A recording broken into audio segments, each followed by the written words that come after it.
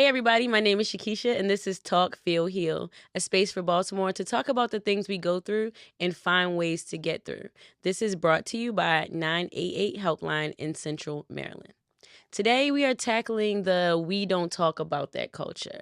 We all have come from it. We've heard it. We know what happens in our house stays in our house. And today we're going there. We're going to discuss some of the mental health challenges, some of just the many challenges that we face with that notion of we don't talk about this. So I'm really excited to introduce our guest, Dr. Purnell, with the Love More movement. I love that name. Tell me some more about you, what you do, how you do, what do you do in our community? So psychologist by trade. Okay. Started a nonprofit to help us heal from past trauma, Okay. move to transformation through that vibration of love. Get us to believe in healing, that we can heal from past trauma. Yeah. That our life energy isn't here to avoid trauma. Yeah. You know, it's something our divine self are supposed to do. So that's the idea. That's why we're here. That's what we do. I love that. And it sounds like it's love motivated. How did this come about? How did this journey, the love movement, come about? So initially we were higher hopes. The community said we can't even hope without love. Come on, community. And I remember, my whole life, I always heard that misery loves company. Yeah. I'm like, why not joy? Isn't joy a better friend? So come on. And joy is a better friend. Hey, yeah. And joy likes company too. Yeah. Hopefully, I hope so. I would like to think so. Right. When we talk about like the different emotional and mental health crises that happen in Baltimore, specifically in our city, what comes to mind? Biggest thing I think is the belief. Is we've been lied to so much that we finesse healing. We finesse our own healing journey because we don't believe that it's a possibility. That's so good, and I think that it's so easy to just be like, this is how I am. This is who I am. And even our parents or grandparents, we let them be, that's just grandma and grandpa. That's just who they are. And I don't think many people know that we can heal. Like there is another side to it. What are some of the emotional challenges that people carry that they don't talk about? Like that you've noticed? Like these are some of the things I noticed that people just don't talk about. Universally, it's the anxiety and depression that comes from one thing is molestation. And I didn't even know it was that big. It was that big until like in groups we talk to people. It's almost like so many of us have experienced being touched the wrong way at some point. Yeah. And been told just to keep it moving. Yeah. And I think with that, it kind of perpetuates this history of repeating itself, where now most of the people who are doing it, it was done to them. And it was normalized, or it wasn't healed, or it wasn't addressed, or there wasn't a space for them to talk, or maybe if they were, maybe they weren't believed, or, that kind of stuff. That's true. What are some of the things that you notice may stop a person from talking about even like a molestation? Stigma. Yeah.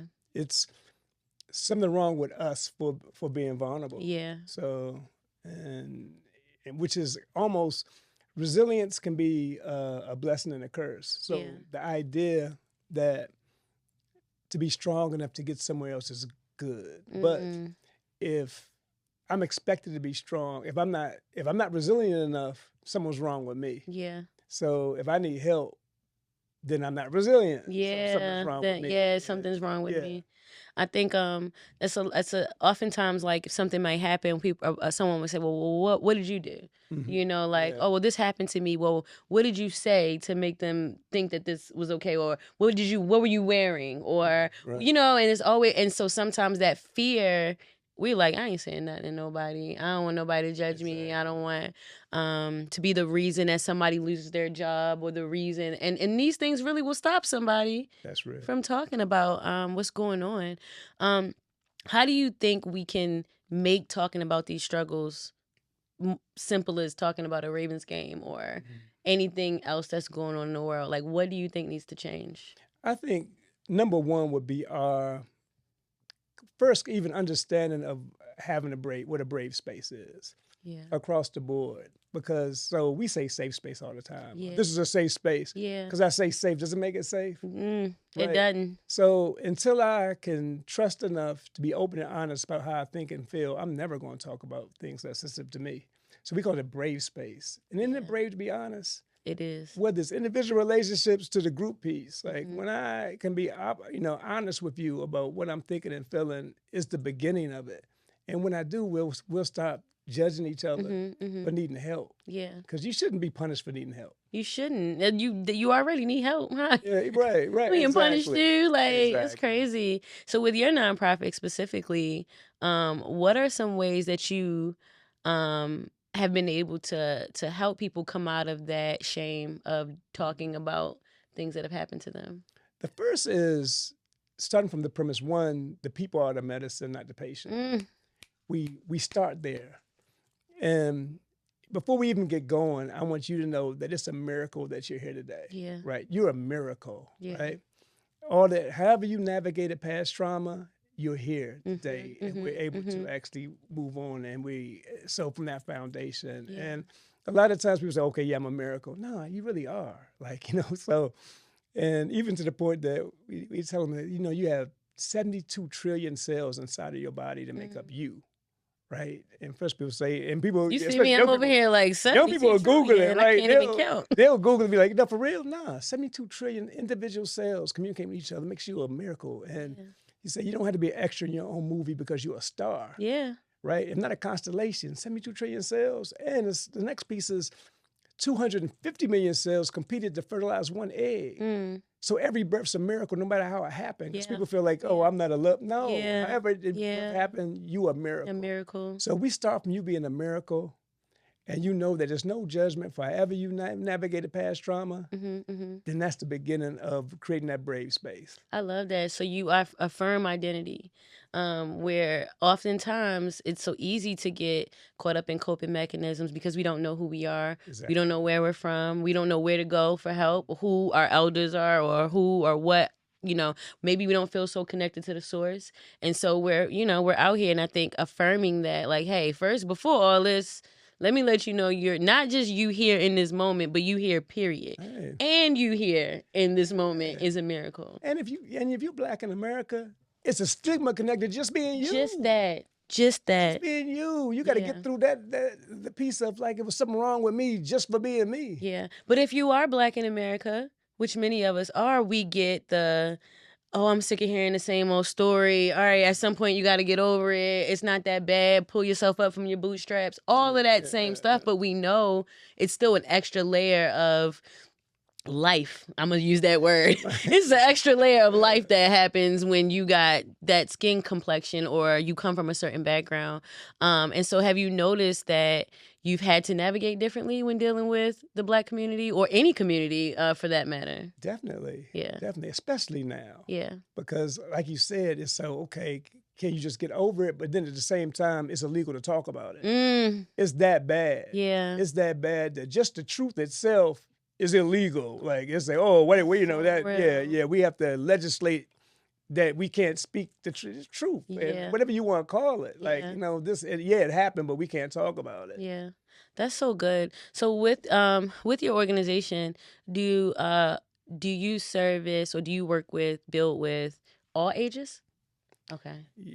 Right now, the youngest is 1, the oldest is 97. So families too, and hey, because that's what I mean, like that unit, We're trying to reduce the labels because every new label we get is a deviation from humanity. Ooh. And we're like, shoot, hey, when those kids become our children and those seniors become our elders, now we getting something. We starting to heal. Yeah, that's really good. And I think oftentimes, whether it's easy or difficult, we find ourselves under a label. And with that label, whatever it is, we attach ourselves to everything that goes with that label. So even if the label is, I am depressed, I now walk depressed, talk depressed. Every day in my life has encompassed that. So I think that label thing it's important to kind of rip that off and really get to the root. Really get to the root of what it is. And I firmly believe that love conquers all, which is why I love the concept of your organization. organization because everybody's not the same, right? Everybody doesn't want medication. Everybody is not going to walk the walk or go to a rehab or go get caught. Everybody's different in what they do, but everyone needs love. Like, not us, we can't survive without it. So how have you found that love as your core value has helped people? What do you Just what you said? Yeah. You exactly what point. Hey, it keeps me sane. One, I know love wins. Yeah. So the fact that love wins, and it's something about the energy of love, the power of that it has power to transform every other energy. Yeah. So when love enters, and we know that light and dark can't share the same space at the same time. So when you show up with that light energy, then darkness has to go. It has to go. That's so good. That's so good. If you had to paint a picture of what a world would look like or what our city would look like, let's just start here. Where people openly talked about their stuff, what does that look like? Just give me a regular day. What's ideal? Because we can't fix everything, but let's just say we took the stigma away. What does that look like? Children smiling. Ooh. Yeah. The idea of the beginning of us healing. Yeah. And that's the legacy that we're passing on. We're passing on a legacy of healing versus a legacy of trauma. And that's a pushback. Yeah, okay. We move from being trauma informed to being healing and transformation informed. Yeah. Yeah, we can identify the pain, but where are we going? And we calling this a journey to joy. We're not here to avoid trauma or identify and avoid trauma. Yeah, we have to release it. Yeah. But this is a journey to joy. Yeah. We don't know how long we have. We're going to enjoy this thing. Yeah. I love that. And sometimes we think that masking it or, faking it is like, oh, I'm good. I'm happy. I'm good. People love that. I'm good. I'm happy. I'm fine. Yeah. I'm fine. But, we're overreacting with our kids or we're snapping at work or we're sneaking and, maybe doing substances or not sneaking, That's just right. different things, right? But we're not fine. And so when you say children smiling, to me, that means mom is happy. Dad is home. The bills are paid. The functional part of life is happening. So the community is working together. When I think of children happy, I think of them outside playing and the fire hydrant busted open. I see, and that's regardless of poverty, regardless of your economic status. Like, joy is something that anyone can experience. We did an exercise and we had brothers and sisters. Like we have naming ceremonies for children. We had a naming ceremony for a community. So name your home. So we say, resilience, love, hope. And then we asked everyone, say, would you be comfortable with your child going outside here? Yeah. Yeah, because it's intentional. Yeah. And we can be intentional and we can reclaim and rewrite this narrative because this traumatic narrative is crushing us. Yeah. We need a healing and transformational narrative. We need a language that speaks to that. And all it is creating it. It's speaking it. That's right. It's so much power in what we say. And so, so when we literally speak new life, we get new life. And I love that about what I'm getting from the love movement. I feel like this is like that piece that is necessary that most people don't think about so much. We think about, like I said, okay, all right, if I'm on recovery, it's rehab, and then it's medication, it's cold turkey, it's always, but it's not thinking about my heart. That's right. It's not thinking about, okay, yeah, I get I need to heal, I get I need to, but like I still feel these things, and oftentimes, which is why sometimes people can relapse, or sometimes people can still find it difficult to navigate life because they haven't fully did that work on the inside. That's right. And I love the affirming. I love the reminding people of their identity and who you are and how powerful you are. Because at the end of the day, we're the only people we can control. We're the only bodies we're in control of. And so even when it comes to helping others, and that's another thing I wanted to ask you, if I'm not the person who needs the help, it's someone else, what advice would you give to someone who's like, if I'm like Dr. Purnell, my sister, she is really going through it, but she don't see the light yet. What could you say to me or to a person that is trying to help someone else who may or may not be ready for that help? I would say to open up and and know that together that we can actually get there. Like, so this piece is very relational, and we've moved into a transactional world. Right. Yes. And so people become loyal to opportunity, not people. And we don't know we're moving away from our own humanity. So if we come back into sharing humanity, right, and we're going to have grace and forgiveness, and we're going to give each other a pass right now. We could squash every beef right now if we said, in this moment, everybody gets a pass, and we're going to go from here. And so we need to know that there's another way to do this. And so there takes some letting go. There takes some letting go. We got to forgive. We got to be able to forgive ourselves and others. The forgiving ourselves part sometimes. Woo. Hey. That's because we'll forgive others. We'll love others through their stuff. But sometimes even just me, it's like, man, even when I'm trying to do better, it's like, oh, I messed up.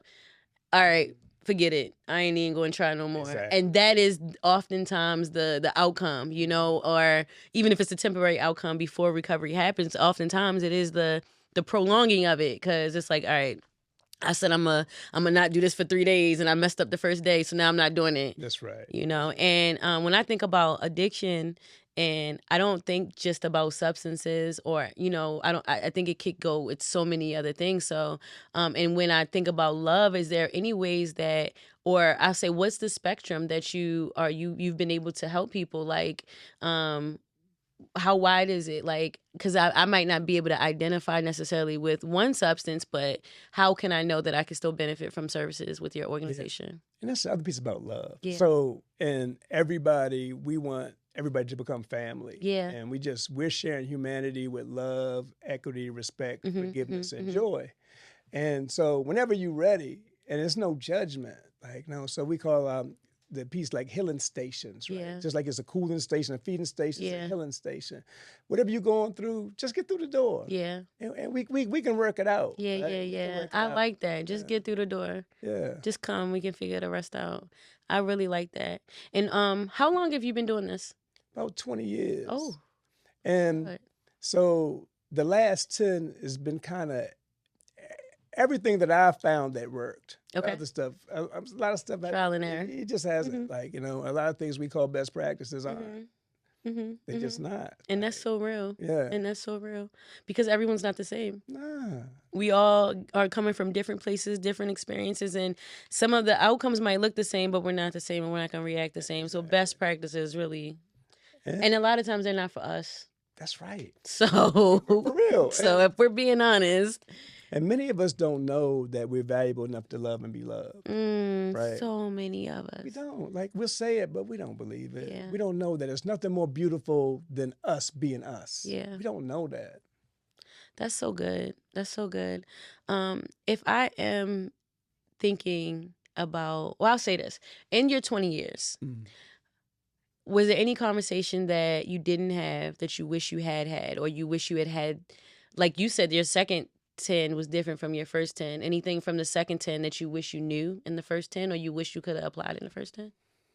I wish that from the beginning I could have just been authentically me in this process, and not try to figure out how to modify what's being called best practices to fit, and still go with things that I didn't feel was the best way to go at it, but still feeling that I'm forced to go at it because that's the way we're supposed to do it.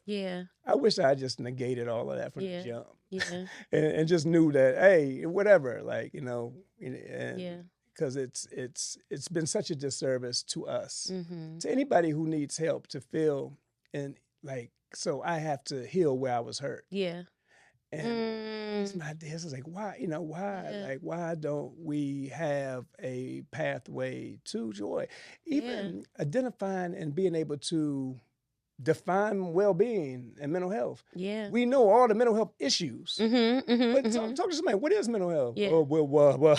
No, that's so real. What is well-being? You know? Like, I often will hear people say, like, mental health is at an all-time high. And it's like, well, mental health is always at an all-time high. Like, what? And so I don't think many people understand fully like what it means to have a healthy mind, to have a healthy mental. And a lot of times it's not our fault because we never seen one. We never had one. You may not be a consumer if you're feeling good. So it may be that many don't want you to feel good because Exactly. you want to start having to buy things for love. You think that you can buy your way to love. And the Wizard of Oz, he went up in a hot air balloon. So it is no Wizard of Oz. Like, it's inside of us. Ooh, it's in you. It's really in you. And that was a great analogy too, because sometimes we be putting everything on somebody else to save us or have the answers or have the key. And that's why I like when you said just get in the door, because that's your step that you have to take. You know, I can't, but once you do take your step, I'm gonna take my step too. And we can step this out together. So that's really, really good. If there's someone listening right now and they're like, hey, I think I have an issue, but I'm not ready to fix the issue. Like I think I might be addicted. I don't know. But I know I'm not ready to stop. What advice would you give? I would say one, and understand the addiction. Like almost universally, we hear that it's not even about getting high; it's about removing loads. Yeah. And so people in pain, and just know that, we know that you are a miracle regardless. So, and start from that place. Yeah. Know that you don't have to be an extra in your own movie because you're a star. Yeah. Know that you're the star of your life movie. You're great at something. You're here for a reason. Yeah. And it's not to avoid trauma. Yeah. It has nothing to do with trauma. The reason that we're here, right? So tapping into that divine place is always opportunity. I don't care if you're 85, 90 years old right now. It's always another butterfly to birth. But if we don't believe we're going to come out flying, we're not going to go into the cocoon. Ooh, we're never going to the cocoon. Right. And we'll die caterpillar. Exactly. Trying to stay out of the way of the insecticide. Just staying out the way. Yeah. We even hit our language too. What's going on, Doug? I'm staying out the way. Yeah, I'm out the way. That's what you're doing. Yeah. Yeah. And that's not like what your life is meant to be. It's meant to be a full life. You're meant to interact with your environment. That's You're meant to be a part, you know what I mean? Like you said, the star of your own life, not just a part of it. And I like the way you worded that too, because sometimes I hear it. People are just out here. We're just surviving. We're just surviving. And this is whether you identify as a person with an addiction or not. That's right. We're all out here just surviving. That's right. Without joy, struggling to find joy, happiness circumstantial. And, we just swinging like a pendulum every day, not knowing who we going to be today. That's what I'm saying out here. Yeah. Right. Fleeting moments of happiness with no idea that joy could be a constant. Yeah, a constant. Yeah. And so it's so easy for people to be like, well, I like getting high. I feel, but it's like, do you? And I think the root of it is so important. And once we get to the root, I think the only thing that can really truly rip it up is love. Love, not just for yourself, but the desire to want more for your own life, like love yourself that much. Like, I don't even want this to happen to me. I don't even want this in me. I don't even mentally, physically, spiritually. So, I got young people that ask me, they said, Doc, they said, you got to be high. There's no way you can be so happy. I said, man, I'm high when I wake up in the morning. Yeah. Life, drugs would mess me up. Yeah. It would mess my day up. Ooh. Like I enjoy. That's life. good. Like I enjoy life. That's really, really good. I'm so interested in what you do, and I can't wait to look into it and share it. Because like I said, there are people who that's just all they need is love. All we need is love. And it sounds so cliche. But at the root of it, it's like that's what it is. That's what it is. That's what it is. We got led away. Yeah. Remember, it's so in my lifetime, right? We've gone from soul to trap. We listen to soul music. We ate soul food. We called each other soul brothers and soul sisters. Yeah. We watched Soul Train. Yeah. Spirit was connected to the label, to our language. Like you couldn't get through. Now I don't hear soul too much. And now we going to trap. And any other word, as a genre associated with it, and that's exactly what it is. And sometimes we don't even realize it's right in front of our face. It's just right. It's right in front of our face, and it's so easy to disconnect from each other. And when you get to talking about music, because music is my jam, when you get to talking about music, you can see how it can be used to divide. Oh my God. It's just systemically used to divide, and what is put out there is the stuff that promotes the abuse, the substance abuse, and the isolation and the rejection of others and women and all of that. So it's just like, wow, like, our greatest strengths have been weaponized against us. yeah. And however it happened, Yeah. but you Yeah. can see it because these were our strengths. Yeah. Yeah. Some feel trauma's not our fault, but the healing is our responsibility. It's my responsibility to find my way through healing. How do you feel about that? It should be a strategy. Yeah, strategy. I like that. Right. And everyone should know it's a possibility. It's a possibility, right? And so in that, whenever you're ready, whenever you're ready, it's no stigma either for not, for not, whenever you're ready to come in. Yeah. And we say also, we say we're all on a healing journey together. Yeah. So we use the term journeyers to describe ourselves. Journeyers. We're all journeyers. Yo. Nobody's more healed than anybody else. We're all healing together on a journey to joy. Ooh, yeah. That's so good. And what that does is it takes away what the thing is, because we're all journeying. We're all journeying together. Yes, that's really, really good. Yeah. That's really, really good. Okay, so 988 Helpline is a hotline that people can call any time of day, and they can get help and support with crisis. 24 hours is free. It's confidential. Do you have any experience with 988? Do you know of anyone who's used it? What are your thoughts? We tell everybody. Yes. Everybody. Yes. So, having somewhere that, again, the brave space. Yeah. Ends up being a place. Look, let it be your brave space. Yeah. It's okay. Again, we're not going to punish you for needing help. You got somewhere where you can call. You get it out. Yeah. People love you. Somebody is actually wants to listen to what you're saying. They care about where you coming from, and want to get you to a place where you can actually begin your journey to joy. Yeah. That's good. And I love to hear that it's so common. It's not like, because it was new to me. This is new to me, finding out about it probably within like the last 2 years now. But the more I engage, the more people that I meet, I'm like really understanding, like, wait, so it's not just like a crisis hotline. Like, you literally, whatever you're going through, and I use that word loosely, but you know, if you need someone, it's available. And it's so good to know that organizations like yours can be reached and connected just by simply calling a number. Because sometimes, like, when we're navigating these things, we don't remember company names, we don't remember who we talk to. So I can just dial 988 and be connected. And I think that that's a great thing. And we're scared. Yeah. We don't know that it's okay, because it's like, okay, if I call and if I'm honest with you and I need help, am I going to become a case because I called and needed help? And that's so real. Know. And so even with, I think about like 911, Black people are afraid to call 911. So what's 988? That's not related to 911. Like, y'all gonna call them if I call you, or am I gonna get EP? Like, what's gonna happen? Right, so exactly. It's so good to know that, these are real people that just care. And it's scary. Talking about what's going on in here, it can be scary. It's brave to be honest. It's so brave. I like brave. Right. Yeah, it's brave. And so I want to encourage people to find brave spaces. Yeah. I like that to release, use the 988 hotline.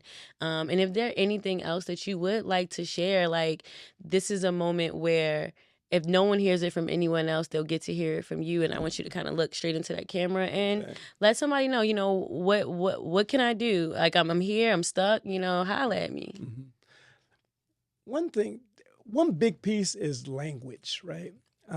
So I started my own study quickly, right? I asked people, if you called a caterpillar a future butterfly, would you kill it? Right? And people said they thought about it. 98% of the people said if you called a caterpillar a future butterfly, they wouldn't kill it.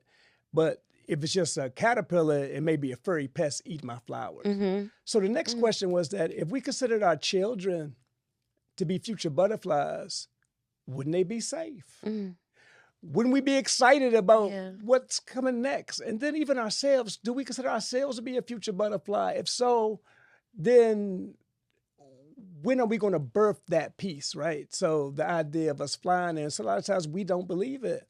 We don't believe that we're going to come out flying, so we're not going to the cocoon. So the idea is first in believing in that transformation. If I do come in, if I am authentic, if I become vulnerable, then it will lead to a transformation piece. It's going to be better for me. So that piece, know that it's real. Like, when you come in and you start your journey, it's going to feel better. Joy is much better than misery. And believe me, joy does love company. That's so good. Joy does love company, and I love the future. I'm calling my children the future world changers. That's future something. Everything is going to be a future something from now on, because you're right. When you do speak about the tomorrow in it, we can't mess that up. That's right. I can't ruin that. That's right. So this has been excellent. Thank you so much, Dr. Purnell. Thank you. Thank you for being here, for sharing your knowledge, your experience, and thank you for the work you do. Yeah. Thank you for the work you do. Yeah.